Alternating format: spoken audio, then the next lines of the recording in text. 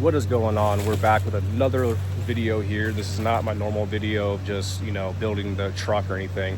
This is going to be kind of a series of the mobile mechanics that I've been doing. Pretty much been doing mechanics myself for about 10 years, and I was like, screw it, I'm gonna start making some side money by advertising that I can do mechanics. So this is what I'm doing here. We have a 2013 Lincoln MKZ with a 2.0 eco shit. I don't like them. I mean, in all reality, I haven't ran into any bad eco as far as the ones in the cars, the 3.5s. But the whole point is that we have a 2.0 EcoBoost and the MKZ 2013. This is essentially a fancy Ford Fusion. But what it is that we had a charging error. It would start up, once it got jumped back off, acted like it had 14, and like it had 14.6 at some points, even with the headlights on, so it was kind of overcharging almost. And then it would all of a sudden throw ABS lights, traction control lights, this light, and then eventually it would finally show a charging error. And then at that point, when I have a multimeter on it, it was charging at 12.2, 12.3, which isn't charging at all. But I want to make this video really quick to show y'all that you do not have to actually remove any AC lines, lose the Freon. You don't have to lose any coolant. You don't have to do any coolant work. Left all those lines intact. The only thing that came off was the compressor got swiveled out of the way, and then alternator got swiveled out of the way. So how you get those off? All three of those bolts. The top one of the AC compressor, the one that's probably the hardest to get to, it doesn't come out until the compressor is essentially loose and is moving. Then the one on the bottom right of the compressor, closer to the driver's side, it has a stud with a 5mm head on it.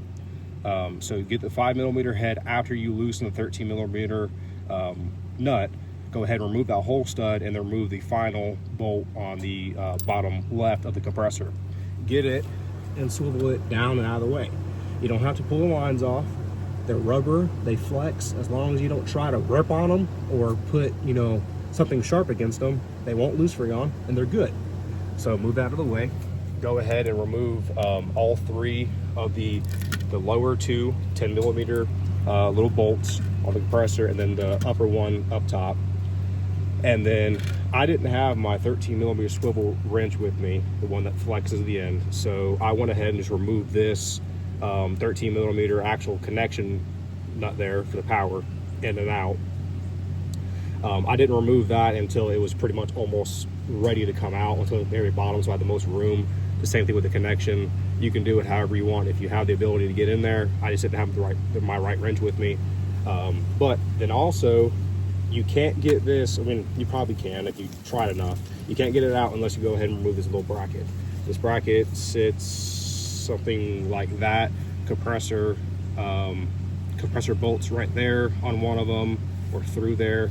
And then the alternator bolts here and here, I believe. It sits somewhere.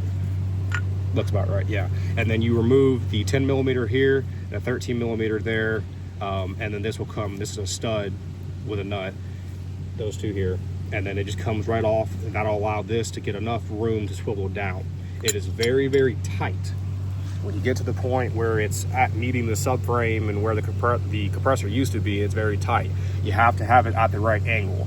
But if you get it right at the right angle, you'll be able to swivel it out of the way without having to lose Freon, lose coolant.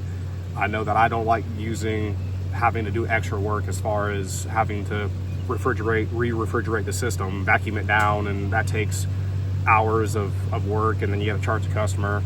I like to be as friendly as possible with my numbers.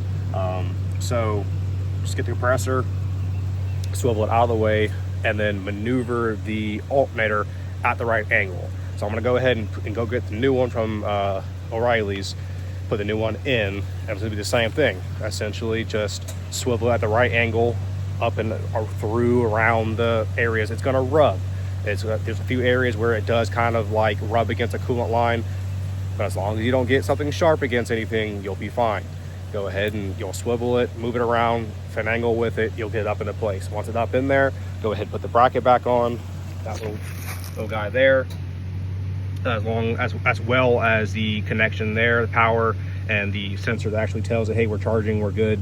And then do the compressor. At that point, you're all set. Put the stretch belt or the tension belt, and then the stretch belt back on, put your wheel on. I have the most amount of room by getting the wheel well and kind of pushing it out of the way. And then we'll go ahead and we'll check charging, and we're good. I want to make that quick video because everybody else was kind of showing that you had to do Freon removal and coolant removal. I ain't doing any of that, at least not on this one. So thank you for watching, and I'm going to keep posting videos like this when I come into jobs where there's not really a very good tutorial. So I'm going to be the guy who kind of shows you the odds and ends when you run into stuff that other people say are complicated, and it's not as complicated as they make it seem because they want you to bring it to them to make more money. No, if you can do it yourself, all for it, go for it.